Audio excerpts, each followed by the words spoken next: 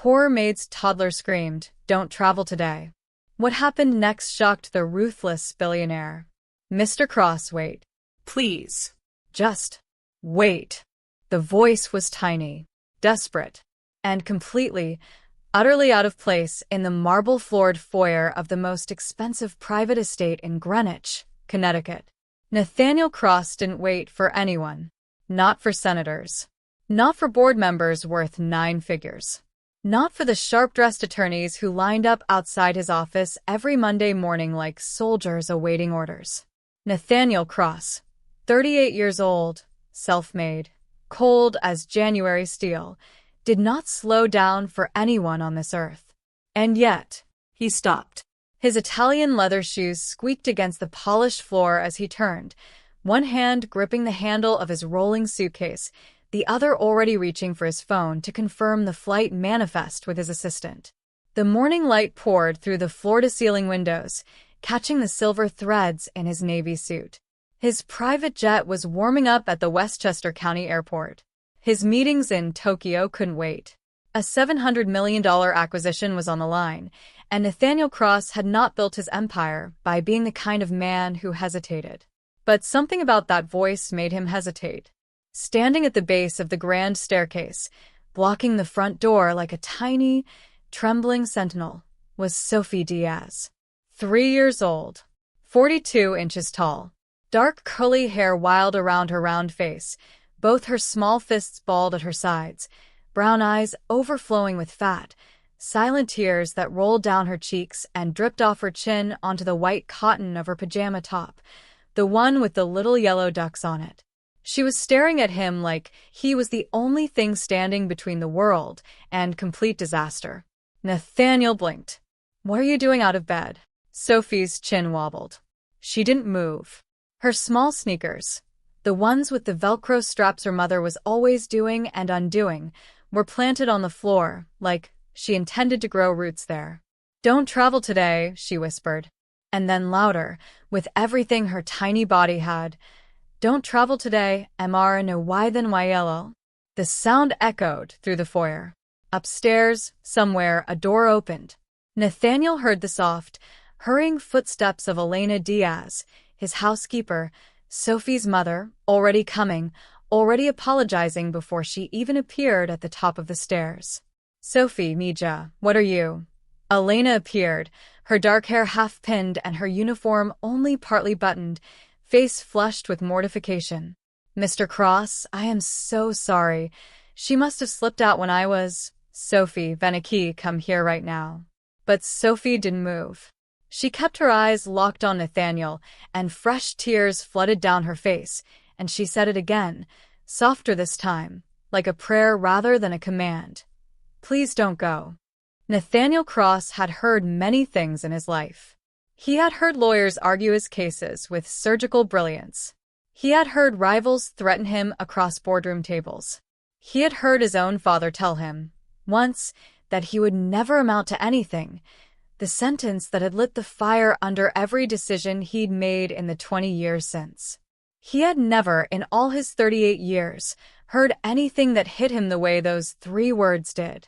"Please don't go." He stood there for a long moment, his suitcase in his hand, the Tokyo morning already 3 hours ahead of him, his assistant's voice buzzing faintly from his phone. He looked at this small child, this little girl who lived in the east wing of his house with her mother, who occasionally left crayon drawings on his briefcase and once, memorably, had tried to feed his $1,000 koi fish a peanut butter cracker, and something in the back of his chest did something it hadn't done in years. It moved. "Sophie." His voice came out softer than he intended. "I have to go to work." "No." She shook her head hard, curls flying. "You can't. You have to stay." "Sophie, I had a bad dream." The words burst out of her like she'd been holding them back with everything she had. Her whole face crumpled. "I had a bad dream, and you were gone, and you didn't come back, and Mama was crying, and I was crying, and you didn't come back." Her voice broke. She dissolved into sobs, so complete and so genuine that Nathaniel felt the sound land somewhere beneath his ribs. Upstairs, Elena had her hand over her mouth. Sophie, sweetheart, Mr. Cross is fine. He is going to be just. You don't know that, Mama? Nathaniel set down his suitcase. He didn't decide to do it. His hand simply let go of the handle, and the suitcase stood on its own, and his feet carried him across the foyer toward this 3-year-old girl who was falling apart in the entryway of his house because she was afraid of losing him. Nathaniel Cross. A man who kept his own employees at arm's length, who had not attended a single birthday party, family dinner, or holiday gathering in 4 years, who had exactly 2 personal photographs in his entire home, both of them hidden in a drawer, and who had been told by his last relationship that he was, quote, emotionally unavailable as a brick wall. He crouched down in his $7,000 suit until he was eye level with Sophie Diaz, and he looked into her face, and he said, quietly, "Tell me about the dream." Sophie sniffled, looked at him with those drowned dark eyes. And then, because she was 3 years old and 3-year-olds do not yet know how to be strategic or careful or guarded with their hearts, she reached out both arms and wrapped them around his neck and buried her wet face into his shoulder and cried. And Nathaniel Cross, ruthless, untouchable, iron-walled Nathaniel Cross, put his arms around her and held on. Above them both, Elena stood frozen on the stairs, one hand still pressed to her mouth, eyes glistening with something between shock and wonder. Through the tall windows, the morning sun poured gold across the floor. The jet could wait. It took Sophie a full 4 minutes to calm down enough to speak. Nathaniel had done something in those 4 minutes that he had not done in recent memory. Absolutely nothing. No phone. No tapping his watch. No scanning the room for the next task. He simply sat on the cold marble floor of his own foyer, his suit be damned, with a 3-year-old girl in his lap, one hand patting her small back in slow, deliberate circles, and he waited. Elena had come downstairs by then. She stood a few feet away, her hands folded together, her expression layered with apology and exhaustion, and something else, something careful, something watchful, something she quickly tucked away when Nathaniel glanced up at her. "I'm sorry," she said for the 3rd time. She doesn't usually. "It's fine." He meant it. He wasn't entirely sure why he meant it, but he did. "Go make her some more milk or something. She's cold." Elena hesitated, as if waiting for the other shoe to drop, the sharp word, the dismissal, the reminder that this was a place of business and not a daycare. When neither came, she nodded quietly and disappeared toward the kitchen. Sophie had stopped crying. She was hiccuping softly now, face pressed against the lapel of his jacket, one small fist curled around his tie like an anchor. "Better?" he asked. A small nod. "Can you tell me about the dream now?" She was quiet for a moment. Then, slowly, she pulled back and looked at him with the grave, unblinking sincerity that only very young children and very old people seem to possess, that particular quality of looking at you as though they see every single thing you are, without judgment and without fear. "You were on the airplane," she said. Her voice was still thick. "And then the airplane went into the clouds. And then it didn't come back out." Nathaniel kept his face still. "It was just a dream, Sophie." "I know dreams," she said with quiet conviction. "Sometimes dreams are just dreams. But this one felt like a real thing."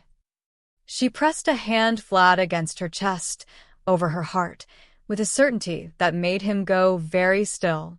"I felt it here. And when I feel things here, they're usually true." He studied her for a long moment.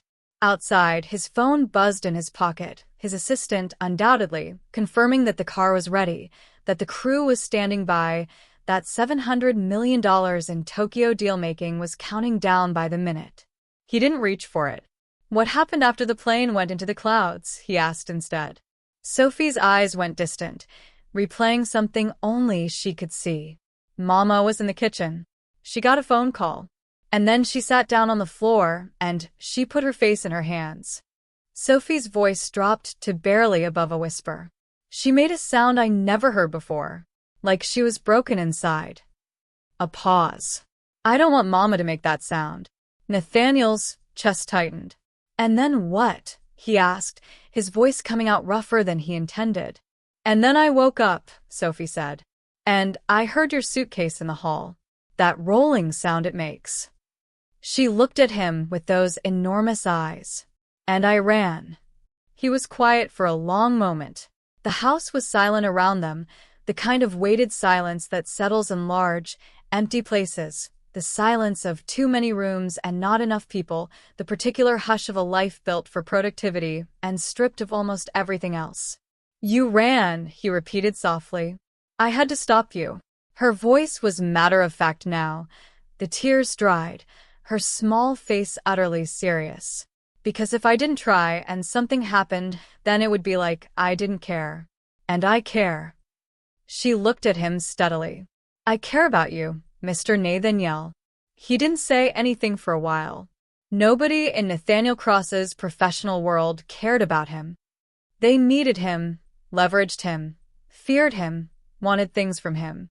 His name was currency. His attention was a commodity.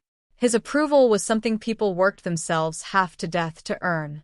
But caring, the simple, uncomplicated, no-agenda variety of human caring, was not something that came his direction with any regularity. Certainly not from someone who weighed 37 pounds and had crayon stains on her knuckles. Elena returned with a small cup of warm milk. Sophie accepted it without taking her eyes off Nathaniel, as though she was afraid that if she looked away, he might disappear. Do you believe in dreams? She asked him, wrapping both hands around the cup. He considered lying. He was good at that, not the malicious kind of lying, but the professional kind, the kind where you redirect and reframe and never quite give the question the full weight it deserves. He'd been doing it for years. In boardrooms. In relationships. With himself, mostly. Instead, he said, I don't know. Sophie nodded slowly, as though this was an acceptable and even interesting answer. My abuela believed in dreams, she said. She said dreams are how God whispers to you when you're not too busy to listen. The words landed with quiet, devastating precision. When you're not too busy to listen. Nathaniel Cross had been busy for 20 years. He had been so relentlessly, deliberately, exhaustingly busy that there was no room for whispers, no room for doubt or grief or the particular loneliness that lived in the center of his chest like a stone he had long since stopped feeling, because you stop feeling things you carry long enough. He looked at this child, this small, brave, open-hearted child who had planted herself in his doorway in her duck pajamas and refused to let him walk past her into whatever the day held. He pulled out his phone, opened his contacts, found his pilot's number. Sophie watched him, very still, milk cup held to her lips. He typed the message, delay departure, stand by. Then he looked at Sophie. I'm not going today. The smile that broke across her face was the kind of thing that should probably be classified as a natural phenomenon, sudden and complete and lit from somewhere deep inside, transforming her whole face in an instant, making the morning feel entirely different than it had 60 seconds ago. She launched herself at him. Milk sloshed. He caught her. From the kitchen doorway, Elena Diaz watched the most powerful man she'd ever worked for sit on his marble floor, in his ruined suit, holding her daughter like she was something that mattered. She turned quickly back to the kitchen before he could see her eyes fill. Nathaniel Cross had not had an unscheduled day in 11 years. He knew this with certainty because his assistant, Margaret, had been with him for exactly 11 years, and in that time she had never once received the message he sent her at 8:47 that morning. Clear my calendar. All of it. I'm taking the day. Her reply came back in 45 seconds. Are you ill? He almost smiled. No. Should I be concerned? Probably not. A longer pause this time. Then, okay. Tokyo has been rescheduled for Thursday. Take care of yourself, Mr. Cross. He stared at those last 4 words for a moment. Take care of yourself. Margaret had worked for him for over a decade and had never once said anything like that. He wondered, in a distant way, what she thought of him. Whether the woman who managed every hour of his existence saw something in those hours that he himself had stopped noticing. He put the phone away. Sophie had finished her milk and was now sitting at the kitchen island watching Elena make breakfast with the focused, commentary-rich attention of a very small sports announcer. "That's the egg," Sophie reported, pointing. "Mama's going to crack it. She's good at cracking. She never gets the shell in. I sometimes get the shell in." A pause. "Mr. Nathaniel, do you ever cook eggs?"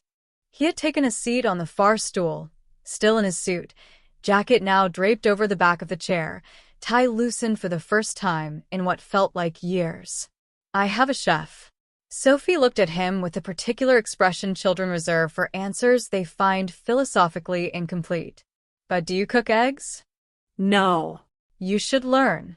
Mama says everyone should know how to take care of themselves." She considered this. Also, she says if you don't know how to make food, you are dependent on others for survival, and that is a fragile way to live. Elena, at the stove, closed her eyes briefly. "Sophie." "What?" "It's true. You do say that." "I say that about it's a general." Elena glanced at Nathaniel apologetically. "She has a very good memory." "I can see that," he said. And then, because something about the morning had cracked something open in him, and he couldn't seem to close it back up. "She's right, though." Elena looked at him, surprised. About the fragile way to live thing. He looked down at his hands that had signed documents worth hundreds of millions of dollars, that had built and bought and dismantled entire companies, that could not, he realized, make a simple egg. "I've been dependent on other people's infrastructure my entire adult life. Chef, driver, housekeeper." He paused. "I'm not sure I could survive a week alone in my own home." The kitchen was quiet except for the soft sizzle of butter in the pan. "I didn't mean you," Elena said carefully. "I was talking about," Sophie was asking why I teach her to help around the... "I know." He looked up. "I'm not offended. I'm just," he stopped. Started again. "When did I stop doing things for myself?" It was not a question he expected either of them to answer. But Sophie, because she was Sophie, tilted her head and said simply, "Probably when you got very busy. Busy people forget about themselves." Elena turned back to the eggs very deliberately. Nathaniel looked at this 3-year-old child and felt, somewhere deep in his chest, the particular vertigo of being seen clearly by someone who had no reason to look that carefully. Breakfast happened. It was the first breakfast Nathaniel Cross had eaten in his own kitchen, not at his desk, not in a meeting, not on the plane, in longer than he could remember. Elena served him eggs and toast with a glass of orange juice and said nothing about the fact that he sat at the kitchen island instead of retreating to his study, which is what he always did when he passed through the kitchen at all. Sophie sat beside him and ate her eggs with a concentration and efficiency that he found unexpectedly charming. She narrated the experience as she went. "This was a good egg. This toast was very crunchy, which was the best kind of crunchy. Did he know that orange juice had vitamins in it and vitamins made you strong? She was going to be very strong when she grew up, maybe a doctor or maybe a zookeeper. Both involved helping things that needed help." "What do you do?" she asked him suddenly. "Business," he said. She considered this. "What kind of business?" "I buy companies. I run them. Sometimes I sell them." "Do the people who work there know you're going to sell them?" He paused. "Sometimes." Sophie nodded slowly, processing. "That seems like it would be scary for them, not knowing." He didn't have a comfortable answer for that, so he said nothing. But he thought about it. He thought about it more than he expected to. After breakfast, Sophie announced that they were going to play a game. And before he had fully processed what was happening, Nathaniel Cross, the most feared man in 3 industries, was sitting cross-legged on the living room rug with a pile of oversized building blocks between himself and a 3-year-old who had very specific architectural opinions. "That one goes there," she said, pointing. "I thought the taller pieces went on the bottom for stability." Sophie looked at him. "That's not how it's supposed to look, though. But it'll fall. Then we build it again." She said it so simply, so completely without distress, that he found himself staring at her. She glanced up. "That's what building is, Mr. Nathaniel. You build, it falls, you build again." Abuela said. He put the block where she pointed. The tower lasted 4 minutes before Sophie knocked it over herself, laughing. And then they built it again. By noon, something had shifted in the house. It was nothing dramatic, no announcement, no declaration. Just a slow, almost geological change in the atmosphere, the way a room feels different after someone opens a window that's been painted shut for years. Nathaniel had changed out of his suit somewhere around 10 o'clock, reappearing in a plain gray shirt and dark pants, looking, Elena thought, stealing a glance from the hallway, like an entirely different person. Younger somehow. Less armored. He and Sophie had moved from building blocks to a complicated board game that Sophie had been given for Christmas and that Elena had always played with her while secretly consulting the instruction booklet, which she kept tucked under the couch cushion for reference. Nathaniel, apparently, had simply read the instructions once and proceeded to both play expertly and lose deliberately, which Sophie found enormously satisfying. Elena watched them from a careful distance and tried to organize her feelings, which were not behaving in any orderly fashion. She had worked for Nathaniel Cross for 2 years. She had come to him through a domestic staffing agency after leaving the previous position, a long, exhausting story she did not often tell, involving an employer who had promised a good situation and delivered something else entirely. She had been desperate then, a single mother, 29 years old, $2,000 in savings, and a daughter who needed stability above all else. Nathaniel Cross had offered competitive pay, a clean apartment in the East Wing, a straightforward list of responsibilities, and precisely 0 personal warmth. He was not unkind. He was never unkind, not once in 2 years, but he was distant in the way that very large bodies of water are distant. You could see the other side, theoretically, but you'd need more than you currently possess to get there. He never asked about Sophie. Not her age, her health, her school readiness programs. He had seen the child exactly the way you see furniture in a room, his eyes passing over her without stopping, noting her existence in the vague, administrative way that powerful people note the existence of things that fall outside their sphere of concern. Until this morning. Elena was folding laundry in the utility room when she heard him laugh.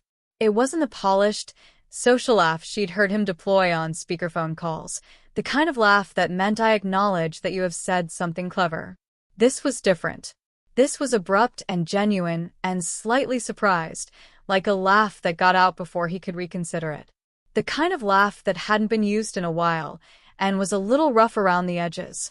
She set down the shirt she was folding. Through the half-open door, she could see the corner of the living room. Sophie was standing up with her arms spread wide, reenacting something with full dramatic commitment. Nathaniel was watching her with an expression Elena had never seen on his face in 2 years. Open, unguarded, warm in the unself-conscious way that people are warm when they have forgotten to be anything else. He looked, she thought, like someone recovering from something. She had done her research when she took the job. It wasn't something she was proud of, exactly, but when you were a single mother taking a live-in position with a powerful stranger, you gathered information the way a navigator gathers maps, not for malicious purposes, but for the profound practical necessity of knowing the terrain. What she had learned, Nathaniel Cross had grown up in a middle-class family in Ohio. Father, a factory foreman who worked 60 hours a week and died of a heart attack at 54. Mother, a quiet, capable woman who had held the family together through sheer force of determined love and had passed away 3 years ago, while Nathaniel was in the middle of a merger that he did not pause for. He had not attended the funeral on time. He had arrived 6 hours late, after the service, and stood at the grave alone in the dark. She had read that in a profile piece. The journalist had used it as evidence of his ruthlessness. Elena had read it and thought, that is not ruthlessness. That is a person who doesn't know how to stop. There had been a woman, Diane or Diana, a fellow executive, sharp and accomplished. They had dated for 3 years, been engaged briefly, and then she had ended it in terms that had leaked, as these things do, into the ambient background noise of business gossip. He's not really there, she had reportedly said. Even when he's in the room, he's not there. And then there was the accident. 5 years ago. A car, black ice on the interstate, a business colleague and friend named Marcus Webb who had been in the passenger seat. Nathaniel had walked away. Marcus had not. The details were thin in public records, but Elena had read enough to understand. Nathaniel Cross had been driving, and Marcus Webb had left behind a wife and 2 children, and nothing about the trajectory of Nathaniel's life after that had the shape of a man who had made peace with it. That's what this is, she thought, watching him through the gap in the door. That's what all the distance is for. If you don't let anyone in, you can't be the reason they're gone. She turned back to the laundry. Her throat was tight. Sophie came skidding into the utility room 20 minutes later, socks slipping on the floor, to report that Mr. Nathaniel wanted to know if there was any more orange juice, and also what were they having for lunch, and also, she said this last part with the careful dignity of an ambassador delivering terms of negotiation. Would it be okay if he took her to the park this afternoon if Mama said yes, because he said he knew a park nearby with a really good slide? Elena looked at her daughter. At the lightness in her face, the color in her cheeks, the particular brightness that Sophie carried when she felt safe and happy and completely seen. Tell him yes, Elena said softly. Sophie beamed and spun and slid back out of the room. Elena leaned against the utility shelf, both hands pressed flat against the folded towels, and looked at the ceiling. She was in trouble. She knew she was in trouble. Not the professional kind, the other kind, the kind that started quietly and sideways, in the gap of a door, watching a man remember how to laugh. She pressed her lips together firmly. She was his housekeeper. He was her employer. Sophie was not a catalyst for anything except today. Today was today, and tomorrow he would fly to Tokyo, and the house would return to its careful, quiet, professionally maintained distance. She believed this. She did. The park was 7 minutes from the estate, tucked between an old stone wall and a row of oak trees that had been there long enough to have opinions about the neighborhood. It was a Tuesday, and the playground was pleasantly uncrowded. A few other children, a grandmother on a bench with a thermos, 2 dogs being socialized by their respective owners in the adjacent field. Nathaniel had not been to a park in 20 years. Possibly more. He stood at the edge of the playground with his hands in his pockets and watched Sophie immediately identify the tallest slide, assess it with the seriousness of a structural engineer, and begin climbing. She's not afraid of much, he observed. Elena had come with them. She had tried, briefly, to suggest he take Sophie while she stayed back to finish the housework, and he had said, with a directness that permitted no argument, "Come with us." She had come with them. She stood beside him now, watching her daughter, and said, "She never has been. Even as a baby. She came out of the womb looking at everything like it was interesting instead of scary. That's a good way to come into the world." It really is. A pause. She got it from her father, I think. He was like that too. Her voice was even, practiced. Before he left, he glanced at her. How old was Sophie? 4 months. Silence. "I'm sorry," he said. And he meant it. He could hear it in his own voice, not the formal, reflexive condolence of a man managing a conversation, but the genuine, rough-edged sorry of someone who understood, at least in part, what that kind of disappearing did to the people left behind. Elena kept her eyes on Sophie. It was hard. For a while it was very hard. But then it was just our life. And our life is good. She said it with a quiet certainty that he recognized, the kind of statement that has been tested and survived. She's happy. She's healthy. She's standing at the top of that slide about to scream with joy. A small smile crossed her face. I can't ask for more than that. Sophie reached the top and screamed with joy. They both watched her fly down. Can I ask you something? He kept his voice neutral, his eyes on the oak trees. Yes. Why here? Of all the jobs you could have taken, why a live-in position with someone like me? She took her time with the answer. I needed stability for Sophie. A live-in situation meant no commute, which meant more time with her. It meant safe housing, which she stopped. Started again. I had a previous situation that wasn't good. I needed somewhere I could be certain. And you thought I was a safe certainty? I thought you were a clear certainty, she said carefully. Which is different. You are exactly what you present yourself to be, Mr. Cross. You don't pretend to be warm. You don't make promises you don't keep. The terms are the terms. I knew exactly what I was walking into. He was quiet for a moment. That's not exactly a glowing character reference. It wasn't meant to be a character reference. She looked at him then directly the way she almost never did, because his eyes had a quality of focused attention that was, in a professional context, somewhat difficult to sustain. It was an honest answer. You asked for one. He held her gaze for a beat longer than was strictly professional. Sophie came sprinting back toward the slide for her fourth run. I've been thinking, he said, about what Sophie said this morning, about busy people forgetting about themselves. She says things, Elena said. She doesn't always know how much they land. She knew exactly how much that one landed. He looked back at the trees. I missed my mother's funeral. Elena said nothing. She had known this, but she didn't say so. I was in the middle of a 72-hour deal close, and I thought, he stopped, jaw tightening slightly. I thought she would understand. She always understood. She spent my whole childhood understanding. He exhaled. I was 6 hours late. The grave was empty by the time I got there. Just me and the groundskeeper and a pile of flowers. A long pause. I have never told anyone that. Why are you telling me? He seemed to consider this genuinely. Because you look at me the way my mother used to look at me, he said quietly. Not impressed. Not intimidated. Just, he searched for the word. Straight. Elena's heart did something she instructed it firmly to stop doing. I think, he said slowly, that I have been somewhere between asleep and absent for a very long time.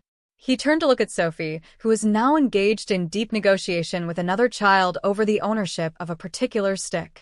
And I think your daughter walked into my foyer this morning in her duck pajamas and refused to let me go back to sleep. She does that, Elena said softly. She sees people the way they are, and she just walks right up to the thing everyone else is politely avoiding.